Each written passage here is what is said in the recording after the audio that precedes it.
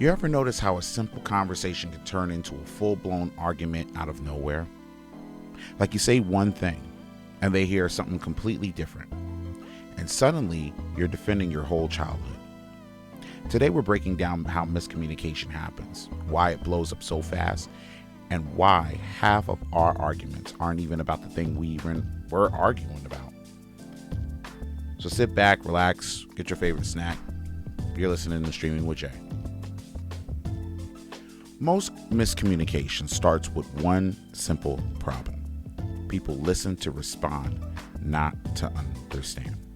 You're talking, but they're not hearing you. You're hearing their interpretation of you, their mood, their insecurities, their assumptions. All of that filters your words, if you didn't know. It's like talking through a funhouse mirror. Like you say, I'm tired. They hear, you don't love me anymore. Tone is the number one reason conversations go left. You can say the nicest thing in the world, but is your tone off? And if it is, it's over. What are you doing can mean genuine curiosity, low-key judgment, or I'm about to start a fight. You know what's the worst? Text messages make it even 10 times worse. You send okay, they read it like you just slammed the door. Especially if you put that exclamation point. God help you. He can have mercy on your soul. But then that leads me to this. Assumptions. Assumptions are dangerous. People don't ask questions. They fill in the blanks with the worst possible story. You say something simple and their brain goes, oh, I know what you meant. No, you don't. You barely even know what you meant.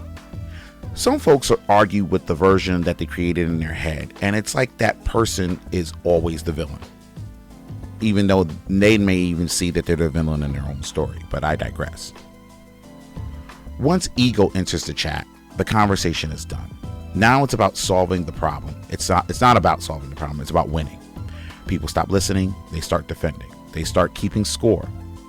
And the original topic, gone. Now you're arguing about something from 2018. You ever be in an argument and halfway through it, you're like, wait, what are you even talking about anymore? Or you'll ask yourself, what the hell am I even doing? Yeah, that's exactly where ego takes you. Sometimes the argument isn't about the words. It's about the words, what the words represent. People act based on past experience, not present or actual reality. You say something harmless, but it hits with an old wound. Now you're dealing with every person who's ever hurt them, not just you. You're like, I just said the fries were cold. Why are we talking about your ex? Then the arguments escalates because nobody pauses. Nobody clarifies. Nobody says, hold on. What did you mean by that? Instead, we jump straight to defense mode. And once both people feel misunderstood, the conversation becomes a competition of who's more hurt. At that point, even breathing becomes disrespectful. Now, we can talk about the spiral and how far it goes down, but the main point is, how do we stop it? How do we fix it? I mean, there gotta be a way, right? And good news, there sorta is. I think. So my thing is, I think you should ask questions before reacting. At least that's my personal opinion. But you can always leave yourself open to more attacks. You can repeat what you think you heard, because that's why some people will be like, hold on, let me get this right. So that's why they stop and they take a pause and they repeat that. Don't assume tone. Now, that's the funny thing with tone. You can say things like, yo, bro, go fuck yourself. Or go, hey, dog, fuck you. Or, go fuck yourself. You see, that sounds like a question. It sounds aggressive.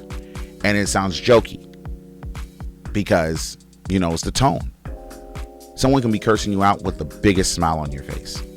And you never know. Because of the tone. Another thing is, don't argue to win. You're not here to keep score. You're here to understand the person and develop some type of clarity. And the problem is when people feel a certain way, they're elevated at number 10. They're at number 10 and they don't want to come down because you're the enemy at the particular point.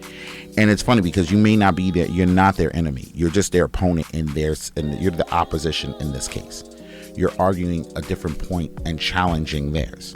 And that's what the problem is with some people. They don't get their theories or their ideologies challenged enough. And when they do, they run from the accountability, which it's everybody, and me included. Then another thing I would tell you to do, or at least try to do, and for the love of peace, stop texting paragraphs when you're emotional. Most arguments aren't about the topic. They're about feeling unheard. And this, I can say, is very, very true. Some people will text paragraph after paragraph after paragraph. I can't stand texting because texting is one of the major things that lead to miscommunication. Why? Because there is no tone behind the words. There's just maybe you feel this way, maybe that, or maybe this. I like talking to a person in person to see their face because then you can get a sense of their body language and a lot of nonverbal communications. So in closing, what I want to say to you is miscommunication is the number one reason relationships, friendships, and even random conversations blow up. But once you understand how it happens, you can stop half of the arguments before they even start. So I would like to challenge you guys. Drop a comment. What's the biggest miscommunication you've ever had? And if you want more breakdowns like this, hit that like button so the algorithm doesn't misunderstand me too. Wouldn't want that to happen. And then again, it is YouTube.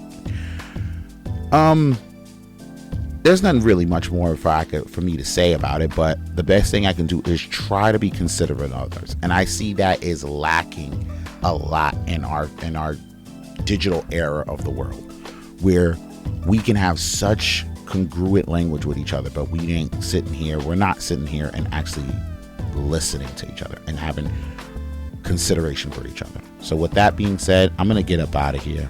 Y'all take it easy. And you could have been anywhere in the world, but you're here with me, and Jay appreciates that. And try to listen more. Be better than you was yesterday. I'm out of here. Peace.